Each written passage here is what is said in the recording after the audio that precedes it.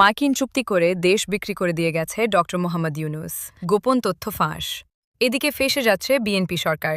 Doctor ইউনূসের অন্তর্বর্তীকালীন সরকার আমেরিকার সাথে স্বাক্ষর করল এমন এক চুক্তি যা বাংলাদেশের অর্থনীতি, কৃষি আর সার্বভৌমত্বকে সরাসরি ওয়াশিংটনের জিম্মায় ঠেলে দিয়েছে। এ কেমন বাণিজ্য, যেখানে দেশের বাজার, সিদ্ধান্ত সবকিছু তুলে দিয়ে শেষে বলা হচ্ছে সমতা? স্বার্থ রক্ষা করতে গিয়ে যদি দেশটাই বন্ধক রাখতে হয়, তাহলে সেটা স্বার্থ না, সেটা সরাসরি বিক্রি। অন্তর্বর্তীকালীন সরকার ঠিক শেষ মুহূর্তে দেশ বিক্রির চুক্তি করে গেছেন, যেখানে সম্পূর্ণ রায় ও সায় কি বিএনপির ছিল? বাংলাদেশের মানুষ, বাংলাদেশের বুদ্ধিজীবী সমাজ আবার নতুন করে ভাবতে শুরু করেছে, হায় হায় কি হলো আমার। কিন্তু যখন চুক্তিটা স্বাক্ষর হয়, চুক্তি স্বাক্ষর করতে যাওয়ার আগে আমাদের জ্ঞানপাপী বুদ্ধিজীবী সমাজ মুখে কুলু পেটেছিল। চুক্তি ইতিমধ্যে হয়ে গেছে।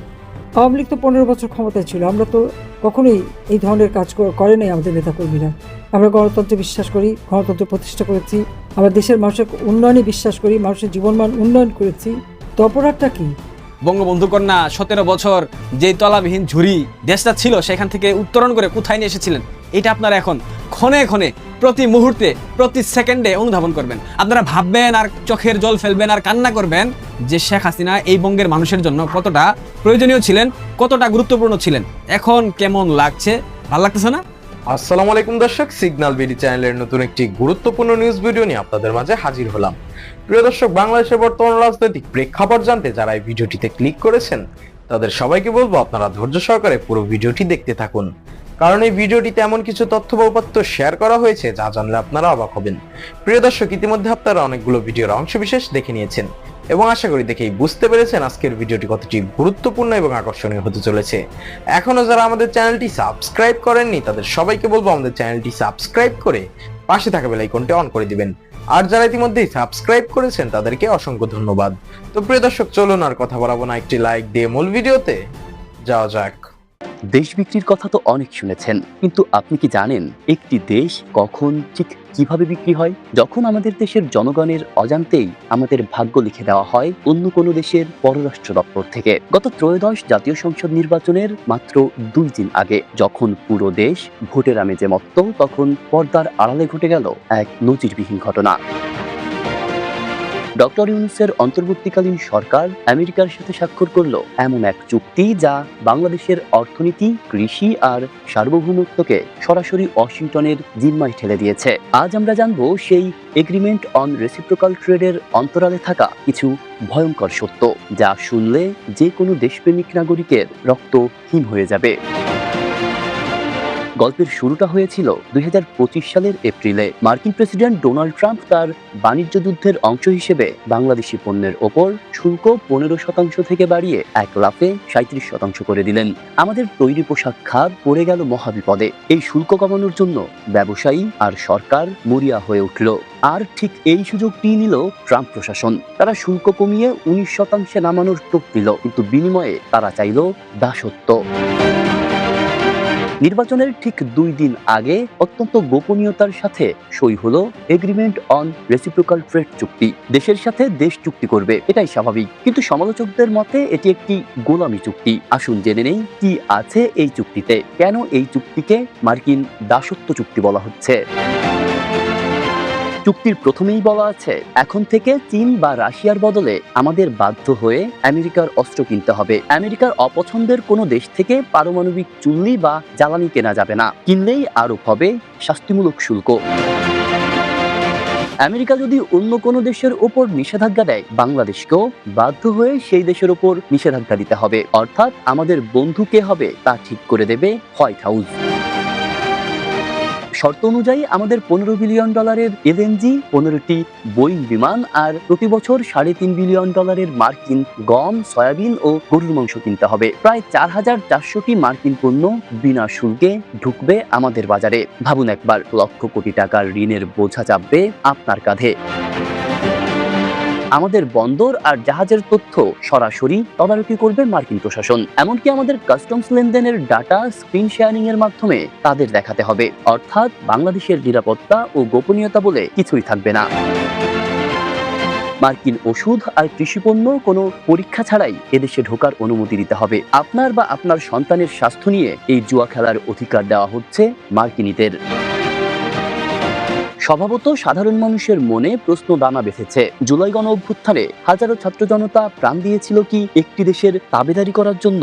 গণ অভ্যুত্থানের প্রধান দাবি ছিল দেশবিরোধী সব গোপন চুক্তি বাতিল করা। তাদের আন্দোলনে সরকারের পতন হওয়ার পর তাদেরই পছন্দের ব্যক্তি হিসেবে সরকারে আসেন ডক্টর মোহাম্মদ ইউনূস। কিন্তু তার নেতৃত্বাধীন অন্তর্বর্তী সরকার সেই সুযোগকে কাজে লাগিয়ে আমেরিকার হাতে তুলে দিতে শুরু করলো দেশের নিয়ন্ত্রণ। চট্টগ্রাম বন্দর আর লালদিয়া টার্মিনাল ইজারা দেওয়ার পর এগ্রিমেন্ট অন রেসিপ্রোকাল ট্রেড চুক্তি সবই যেন একই সুতোয় গাঁথা। এর প্রতিবাদে ছোট ছোট রাজনৈতিক দলগুলো রাজপথে নামলেও নির্বাচনের জোয়ারে এই খবরটি ধামাচাপা পড়ে গিয়েছিল। আশ্চর্যজনকভাবে ভারতের আগ্রাসনের বিরুদ্ধে জুলাইয়ের পক্ষের শক্তিগুলো চরম সমালোচনা করলেও মার্কিনীদের সাথে দেশের সার্বভৌমত্ব বিরোধী এই চুক্তির সময় তারা ছিলেন রহস্যজনকভাবে নীরব।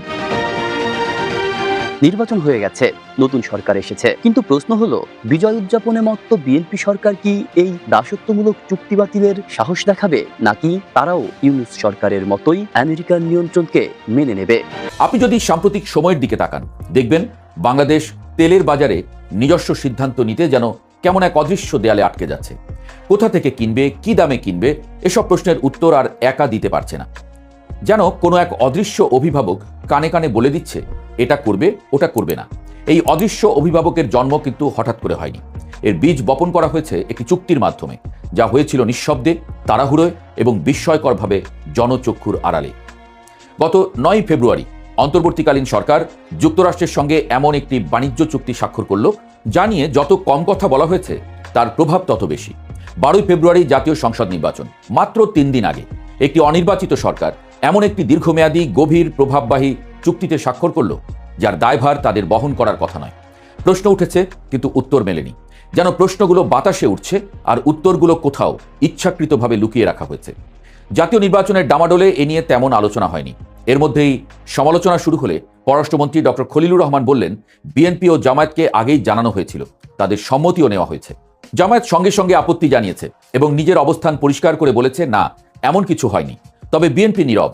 এই নীরবতা যেন কোনো সাধারণ নীরবতা নয়, বরং এমন এক নীরবতা যার মধ্যে অস্বস্তি, সন্দেহ আর রাজনৈতিক হিসাব নিকাশ সবই মিশে আছে। চুক্তির বিস্তারিত প্রথমে জানা যায়নি। পরে যুক্তরাষ্ট্রের বাণিজ্য প্রতিনিধির দপ্তর তাদের ওয়েবসাইটে 32 পৃষ্ঠার দলিল প্রকাশ করে। Agreement on reciprocal trade, RTA. নামটা শুনে মনে হতে পারে দুই পক্ষের সমান সুবিধা, কিন্তু দলিল খুলে পড়লে বোঝা যায় এ যেন একতরফা সুবিধার সুচারু নকশা। চুক্তি অনুযায়ী বাংলাদেশকে যুক্তরাষ্ট্র থেকে 14টি বোয়িং উড়োজাহাজ কিনতে হবে।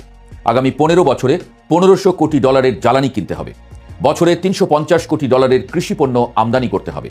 সামরিক সরঞ্জাম ক্রয় বাড়াতে হবে এবং কিছু নির্দিষ্ট দেশ যার দিকে তাকালে চীনের ছায়া দেখা যায়, সেখান থেকে কেনাকাটা সীমিত করতে হবে। অশুল্ক বাধা দূর করতে হবে, মানে যুক্তরাষ্ট্রের পণ্যের উপর কোনো কোটা থাকবে না, কোনো বাধা থাকবে না। শুধু তাই নয়, এমন ব্যবস্থা নিতে হবে যাতে মার্কিন পণ্য প্রতিযোগিতার মুখেই না পড়ে। অর্থাৎ বাজার খুলে দিতে হবে এমনভাবে যেন নিজের পণ্যই সেখানে অতিথি হয়ে যায়। এর বিনিময়ে যুক্তরাষ্ট্র কি দিচ্ছে? শুল্ক 20 থেকে 19% নামানো, আর একটি প্রতিশ্রুতি, তাদের সুতা ও তন্তু দিয়ে তৈরি পোশাকে অতিরিক্ত শুল্ক বসানো হবে না। শুনতে ভালো, কিন্তু বাস্তব বলছে শুল্ক কমলেও রপ্তানি বাড়েনি, বরং নেতিবাচক প্রবৃদ্ধির লক্ষণ দেখা যাচ্ছে। এই চুক্তি বাস্তবায়ন করতে গিয়ে বাংলাদেশকে শুধু পণ্য কেনাবেচার নিয়ম বদলাতে হবে না, বদলাতে হবে শ্রম আইন, ডিজিটাল নীতি, কৃষি কাঠামো, বিনিয়োগ ব্যবস্থা, সবকিছু। অর্থাৎ এটি একটি বাণিজ্য চুক্তি নয়, বরং একটি সামগ্রিক নীতিগত পুনর্গঠন। বাংলাদেশ বছরে $6 বিলিয়ন পণ্য রপ্তানি করে যুক্তরাষ্ট্রে, আর আমদানি করে $2 বিলিয়ন। এই $4 বিলিয়ন ভারসাম্যহীনতা দূর করার কথা বলা হচ্ছে, কিন্তু সমস্যা সেখানে নয়। সমস্যা হচ্ছে এই ভারসাম্য ঠিক করতে গিয়ে দেশের নীতি, স্বাধীনতা আর কৌশলগত অবস্থানকেই বদলে ফেলা হচ্ছে। বিনিয়োগের ক্ষেত্রে দেশীয় উদ্যোক্তাদের যে সুবিধা, তা মার্কিন কোম্পানিকেও দিতে হবে। যুক্তরাষ্ট্রের রপ্তানি নিষেধাজ্ঞা বাংলাদেশকেও মানতে হবে। আমদানি করা মার্কিন পণ্যের গুণগত মান পরীক্ষা করা যাবে না, এ যেন নিজের দরজার চাবি অন্যের হাতে তুলে দেওয়া। পারমাণবিক প্রযুক্তির ক্ষেত্রে আরও কঠোর শর্ত। যুক্তরাষ্ট্রের স্বার্থের বিরুদ্ধে যায় এমন কোনো দেশ থেকে প্রযুক্তি, জ্বালানি বা ইউরেনিয়াম কেনা যাবে না। ফলে ভবিষ্যতে রাশিয়া বা চীনের সঙ্গে এই খাতে কাজ করার সুযোগ কার্যত বন্ধ হয়ে যেতে পারে। চুক্তির আরেকটি গুরুত্বপূর্ণ দিক, বাংলাদেশকে যুক্তরাষ্ট্রের নিষেধাজ্ঞা অনুসরণ করতে হবে। অর্থাৎ কোনো আন্তর্জাতিক দ্বন্দ্বে বাংলাদেশ নিরপেক্ষ থাকতে পারবে না। পরাশক্তির লড়াইয়ে এক পক্ষ বেছে নিতে বাধ্য হবে। এতে করে শুধু অর্থনীতি নয়, কূটনীতিও প্রভাবিত হবে। ইতোমধ্যে ইরান ও চীনের মতো দেশগুলোর সঙ্গে সম্পর্কের উপর এর প্রভাব পড়ার আশঙ্কা তৈরি হয়েছে। কৃষি খাতেও চাপ বাড়বে। যুক্তরাষ্ট্রের দেওয়া সনদ বাংলাদেশে গ্রহণযোগ্য হবে, তাদের কৃষিপণ্য অগ্রাধিকার পাবে। ফলে দেশীয় কৃষক পড়বে অসম প্রতিযোগিতায়। শ্রম খাতে পরিবর্তন আনতে হবে, ধর্মঘটের উপর বিধিনিষেধ তুলে নিতে হবে, ট্রেড ইউনিয়নের বিরুদ্ধে বৈষম্যের শাস্তি বাড়াতে হবে এবং 2 বছরের মধ্যে ইপিজেডকে সাধারণ শ্রম আইনের আওতায় আনতে হবে। চুক্তির ভাষা নিজেই অনেক কিছু বলে দেয়। যুক্তরাষ্ট্রের নাম এসেছে 59 বার, আর বাংলাদেশের নাম এসেছে 205 বার। অর্থাৎ কে কি করবে তার তালিকা মূলত বাংলাদেশের জন্যই লেখা। এই চুক্তির ফলে অন্য দেশগুলোও একই ধরনের সুবিধা চাইতে পারে। ইউরোপীয় ইউনিয়ন ইতিমধ্যে সেই ইঙ্গিত কিন্তু দিয়ে দিয়েছে। ফলে এটি কেবল একটি চুক্তি নয়, এটি ভবিষ্যতের জন্য একটি দৃষ্টান্ত। বিশ্ব বাণিজ্য সংস্থার নিয়মও এখানে বেছে বেছে ব্যবহার করা হয়েছে। যেখানে যুক্তরাষ্ট্রের লাভ, সেখানে নিয়ম মানা হয়েছে, যেখানে বাংলাদেশের স্বার্থ, সেখানে তা উপেক্ষা করা হয়েছে। সব মিলিয়ে এটি এমন একটি চুক্তি যা বাণিজ্যের আড়ালে প্রতিরক্ষা, কৌশল এবং দীর্ঘমেয়াদী প্রভাব বিস্তারের একটি মাধ্যম হয়ে উঠেছে। শিক্ষক ও গবেষক মাহা মির্জা যেমন বলেছেন, এই চুক্তি পড়ে তিনি কয়েক রাত ঘুমাতে পারেননি। তার প্রশ্ন, কিভাবে একটি দেশের বাণিজ্য মন্ত্রণালয় নিজের দেশের স্বার্থ এভাবে বিসর্জন দিতে পারে? কিভাবে একটি পুরো বাজার অন্যের হাতে তুলে দেওয়া সম্ভব? এই প্রশ্নগুলো শুধু তার নয়, এগুলো এখন জনমনের প্রশ্ন। সবচেয়ে বড় বিস্ময়, অন্তর্বর্তীকালীন সরকার কেন এত তাড়াহুড়ো করল? যদি চাপ থেকেও থাকে, তাহলে কেন এটি নির্বাচিত সরকারের জন্য রেখে দেওয়া হলো না?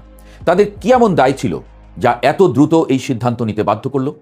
একটি স্বাধীন রাষ্ট্রের মূল ভিত্তি বা মূল শক্তি তার সিদ্ধান্ত নেওয়ার ক্ষমতা। সেই ক্ষমতা যদি ধীরে ধীরে সীমিত হয়ে যায়, তাহলে উন্নয়ন যতই হোক তার নিজের থাকে না। তবে এখনও সুযোগ আছে। চুক্তি 60 দিনের নোটিশে বাতিল করা সম্ভব। নতুন সরকার চাইলে সংসদে আলোচনা করতে পারে, বিশেষজ্ঞদের মতামত নিতে পারে এবং প্রয়োজন হলে চুক্তি বাতিল বা পুনর্বিন্যাস করতে পারে। কারণ শেষ পর্যন্ত প্রশ্নটি অর্থনীতির নয়, এটি সার্বভৌমত্বের। বাংলাদেশটি নিজের পথ নিজে বেছে নেবে নাকি অন্যের আঁকা মানচিত্রে হাঁটবে, সিদ্ধান্তটি এখন নেওয়া বাকি। কি খবর আপনাদের নতুন স্বাধীনতা কেমন লাগতেছে? গণমাধ্যমে যা দেখতে পাচ্ছি, আপনারা তো সেই রকম ভাবে বাংলাদেশের নতুন স্বাধীনতা উপভোগ করতেছেন। অন্যের কষ্টে হাসাহাসি করতে নাই, কিন্তু ইদানিং আমার ব্যাপক হাসি পায়। বিশ্বাস করেন, আমি যখনই গণমাধ্যমের সংবাদের দিকে চোখ বুলাই হাসি পায়, যখন ফেসবুক স্ক্রল করি হাসি পায়, যখন গণমাধ্যমের হেডলাইনগুলো পড়ি হাসি পায়, যখন বাংলাদেশের কোনো সংবাদ চোখের সামনে আসে হাসি পায়, যখন ইউটিউবে কোনো ভিডিও দেখি বাংলাদেশ রিলেটেড হাসি পায়। এটা কি আমার দোষ বলেন? এখন হাসি যদি পায়, হাসিকে আমি জোর করে নিয়ে আসি? আনি না তো, হাসি অটোমেটিক চলে আসে। কারণ বাংলাদেশে যা হচ্ছে, যা দেখতে পাচ্ছি, তাতে করে হাসি পাওয়াটা যে কারোর জন্য স্বাভাবিক। বিশেষ করে যারা আমাদেরকে দেশ থেকে বাধ্য করেছেন, যারা আমাদেরকে দেশ থেকে বের করে দিয়েছেন, ষড়যন্ত্র করে হোক কিংবা সেই তথাকথিত জঙ্গি আন্দোলন করে হোক, আপনারা তো আমাদেরকে দেশ থেকে বাধ্য করেছেন। আমরা বাংলাদেশে নাই, এখন রাষ্ট্র পরিচালনা করেন। বঙ্গবন্ধু কন্যা 17 বছর যে তলাবিহীন ঝুড়ি দেশটা ছিল, সেখান থেকে উত্তরণ করে কোথায় নিয়ে এসেছিলেন, এটা আপনারা এখন ক্ষণে ক্ষণে, প্রতি মুহূর্তে, প্রতি সেকেন্ডে অনুধাবন করবেন। আপনারা ভাববেন আর চোখের জল ফেলবেন আর কান্না করবেন যে শেখ হাসিনা এই বঙ্গের মানুষের জন্য কতটা প্রয়োজনীয় ছিলেন, কতটা গুরুত্বপূর্ণ ছিলেন। এখন কেমন লাগছে? ভালো লাগতেছে না? আওয়ামী লীগ নাই, বঙ্গবন্ধু কন্যা শেখ হাসিনা বাংলাদেশে নাই, চালান না রাষ্ট্র। 2001 থেকে 2006 পর্যন্ত বিএনপি সারা বাংলাদেশ ব্যাপী যে অপশাসন কায়েম করেছিল, যে অপরাজনীতি কায়েম করেছিল, বাংলাদেশকে যেভাবে অস্থিতিশীল করেছিল, বাংলাদেশকে যেভাবে অন্ধকার যুগে ফেরত নিয়ে গিয়েছিল, একইভাবে 2026 সালে ক্ষমতায় আসার পর থেকে বিএনপি আবারও বাংলাদেশকে অন্ধকারের যুগে ফিরিয়ে নিয়ে যেতে সফল হয়েছে। বিএনপিকে ভোটের মাধ্যমে ক্ষমতায় এনেছেন। যারা ভেবেছিলেন বিএনপি নির্বাচিত সরকার ক্ষমতায় আসলে অনেক পরিবর্তন আসবে, আপনাদের সে আশায় ঘুরে বালি। আজকে সকাল থেকে বিকেল পর্যন্ত বাংলাদেশের গণমাধ্যমগুলার যে হেডলাইন, এই হেডলাইনগুলো আপনারা যদি দেখেন, আপনাদের মাথায় হাত পড়বে, আমি নিশ্চিতভাবে বলতে পারি। আমি কোনো কথা বলবো না, আমাদের কথা তো অনেকেই মিথ্যা প্রমাণ করার চেষ্টা করেন, আমাদের কথা অনেকেই বলেন আমরা ভুলভাল বকতেছি। বাংলাদেশের প্রথম সারির গণমাধ্যম, এই মুহূর্তে বাংলাদেশে গণমাধ্যমের উপর যে ধরনের নির্যাতন নিপীড়ন হচ্ছে, যেভাবে গণমাধ্যমকে করায়ত্ত করা হয়েছে, সেক্ষেত্রে গণমাধ্যম তো মিথ্যা সংবাদ প্রকাশ করার সক্ষমতা নাই, তারা সেই সক্ষমতা দেখাবেও না। সুতরাং দেখেন, বাংলাদেশের প্রথম সারির যে গণমাধ্যমগুলো আছে, সেই গণমাধ্যমগুলোর সংবাদ আপনারাই দেখেন। আমি আপনাদেরকে একটা একটা করে দেখাচ্ছি। মার্কিন বাণিজ্য চুক্তি বাংলাদেশের ওষুধ শিল্পের সামনে অশনি সংকেত। আদানির বিদ্যুৎ সরবরাহ অর্ধেকে নেমেছে, লোডশেডিং আরো বাড়বে। জ্বালানি সংকট, চলছে না হারভেস্টার, বিপাকে হাওরের কৃষক। আদানির একটি ইউনিট বন্ধ, লোডশেডিং এর কারণে খুলনায় বিশ্ববিদ্যালয় বন্ধ ঘোষণা। চট্টগ্রামে 9 বিদ্যুৎ কেন্দ্র বন্ধ, বেড়েছে লোডশেডিং, কারণ জ্বালানি নাই। বিপাকে এসএসসি পরীক্ষার্থীরা, গ্রামাঞ্চলে 8 থেকে 12 ঘন্টা লোডশেডিং। বিদ্যুৎ জ্বালানি সংকট, বিপর্যয়ের শঙ্কায় মোবাইল নেটওয়ার্ক। বাস ভাড়া বাড়ালো সরকার, 24 ঘন্টায় 16 ঘন্টায় থাকছে না বিদ্যুৎ।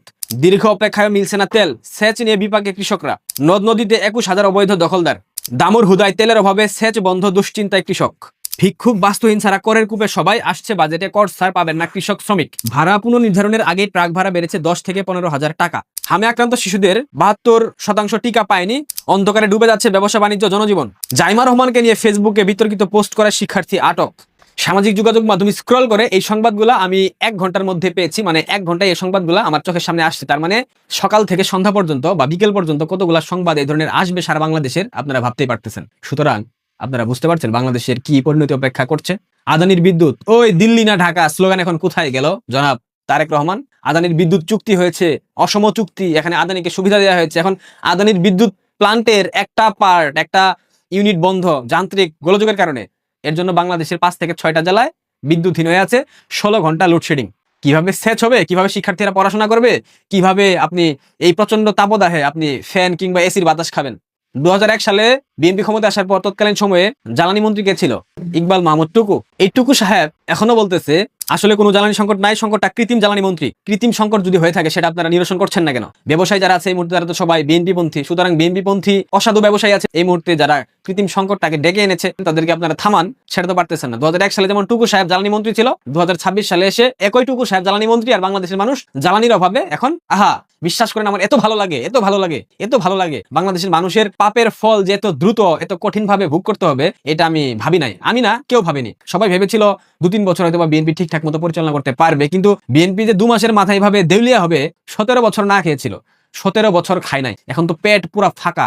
এই ফাঁকা পেটকে পরিপূর্ণতা দেওয়ার জন্য এখন তারা যত ধরনের অপকর্ম আছে, যত ধরনের দুর্নীতি আছে সবকিছু করবে। কারণ বিএনপি জন্মগতভাবে একটা চাঁদাবাজদের সংগঠন। বিএনপির জন্মই হয়েছে চাঁদাবাজির মধ্য দিয়ে, বিএনপির জন্মই হয়েছে স্বৈরাচারী একটা প্রক্রিয়ার মধ্য দিয়ে। সেনা ছাউনিতে জন্ম, ক্যান্টনমেন্টে, বুঝেন নাই? এটা তো কোনো গণতান্ত্রিক দল ছিল না। পরবর্তীতে গণতন্ত্রের পথে হাঁটার চেষ্টা করেছে। 90 স্বৈরাচার বিরোধী আন্দোলনের সময় একটা ভূমিকা ছিল। এরপর থেকে তারা গণতান্ত্রিক দল দাবি করে, কিন্তু প্রকৃতপক্ষে তারা গণতান্ত্রিক কোনো সংগঠন না। এটা তো আমরা দেখেছি, ইতিহাস তো মিথ্যা প্রমাণ করতে পারবে না। 2001 থেকে 2006 যেভাবে একই সাথে আপনি সেম টাইমে শপিং মল, কারখানা এবং বাসাবাড়িতে বিদ্যুৎ চাইবেন, সেটা কি দেওয়া সম্ভব? আমাদের ভাইয়া বলেছিল তৎকালীন সময়। দেখেন, ভিডিও দেখেন। আমাদের দেশে দেখেন, আপনি সন্ধ্যার পরে পরে আপনি বাসায়ও কারেন্ট চাচ্ছেন, এট দ্য সেম টাইম আপনি চাচ্ছেন শপিং মলগুলোতে কারেন্ট। আপনি তো এখন শপিং মলগুলোতে সারাদিন ধরেন কাস্টমার, যেটা সাধারণত অনেক সময় দোকানিরা বলে থাকেন যে দিনের বেলা কাস্টমার কম থাকে। দিনের বেলা যখন কাস্টমার কম থাকে তখন সে একটা এয়ার কন্ডিশন চালাচ্ছে। সন্ধ্যার পরে যখন বাতি অর্ধেক বন্ধ করে দিচ্ছে, সন্ধ্যার পরে যখন কাস্টমার আসছে তখন সে একটার বদলে 2 বা 3 এয়ার কন্ডিশন চালিয়ে দিচ্ছে, কারণ কাস্টমার ঢুকছে। আচ্ছা, লাইট যেখানে অর্ধেকের বেশি বন্ধ ছিল সব লাইট জ্বলছে। এখন এট দ্য সেম টাইম গভর্নমেন্টের পক্ষে, কোনো গভর্নমেন্টের পক্ষে কিন্তু সম্ভব না। এটা খামাখা একটা জোর করে কথা বলতে হলো না। সেই দিন আবার ফিরে আসছে বাঙালির জীবনে। বাঙালির জনজীবন এখন বিপর্যস্ত, বিষণ্ণ। খুব ভালো লাগতেছে আমার, বিশ্বাস করেন। এই বাংলাদেশের মানুষ 17 বছর যে সুখে শান্তিতে দিন যাপন করেছে, এই সুখ তাদের সয় নাই। সুখে থাকতে ভূতে গিলায়, একটা কথা আছে না? শেখ হাসিনা সুখে রেখেছিল, এখন ভূতে গিলাই ছিল। 24 সালের সেই তথাকথিত জঙ্গি উত্থানে রাস্তায় নেমেছিল, সন্ত্রাসী জঙ্গিদের সাথে এক হয়ে আন্দোলন করেছে। শেখ হাসিনা সরকারকে বিতাড়িত করেছে, আমাদেরকে বিতাড়িত করেছে। আমরা দেশের বাইরে শান্তিতে আছি। এখন তোরা বুঝ, যে পাপ আপনারা করেছেন সেই পাপের ফল তো আপনাদেরকেই ভোগ করতে হবে। এই পাপের ফল আমরা কেন ভোগ করবো ভাই? কেন? কোনো দরকার নাই। বাংলাদেশ আওয়ামী লীগ আরো 5 বছর পর বাংলাদেশের রাজনীতিতে ফিরুক, আমাদের কোনো সমস্যা নাই। আমাদের নেতাকর্মীরা নির্যাতিত হচ্ছে, নিপীড়িত হচ্ছে, এটা আমরা জানি, এটা আমরা মানি, কিন্তু বৃহৎ স্বার্থে আমাদেরকে এটা মেনে নিতে হবে, আমাদেরকে ধৈর্য ধারণ করতে হবে। এর বাইরে কোনো বিকল্প পন্থা নাই। এরকম একটা জঘন্য পরিস্থিতিতে দেশের দায়িত্ব নিবে বাংলাদেশ আওয়ামী লীগ, কোনো প্রয়োজন নাই। বাংলাদেশ আওয়ামী লীগের নীতি নির্ধারণী মহল যারা আছে, আপনারা চুপচাপ থাকেন, আমরা চুপচাপ আছি। আমরা জাস্ট দেখবো আমাদের লন্ডন ফেরত বিলেতি প্রধানমন্ত্রী কিভাবে বাংলাদেশকে পরিচালনা করে। একদিনের সংবাদের শিরোনাম দেখাইলাম, গত 1 সপ্তাহের সংবাদের শিরোনাম যদি আপনাদেরকে দেখাই, আপনাদের মাথায় হাত এভাবে দিবেন, ভেঙে পড়বেন। আহারে বাংলাদেশের মানুষ পাপের ফল এত জলদি ভোগ করবে ভাবি নাই। Welcome to new Bangladesh. উপভোগ করেন বাংলাদেশের নতুন স্বাধীনতা। প্রিয় দর্শক, ইতিমধ্যে আপনারা আমাদের পুরো ভিডিওটি দেখেছেন। ভিডিওটি দেখে কি জানলেন এবং বুঝলেন, অবশ্যই আপনাদের মূল্যবান মতামতটি আমাদের কমেন্ট বক্সে জানাতে ভুলবেন না। এখনো যারা আমাদের চ্যানেলটি সাবস্ক্রাইব করেননি তাদের সবাইকে বলবো আমাদের চ্যানেলটি সাবস্ক্রাইব করে পাশে থাকা বেল আইকনটা অন করে দিবেন, এরকম নিত্য নতুন প্রতিদিন গরম গরম নিউজ আপডেট পেতে।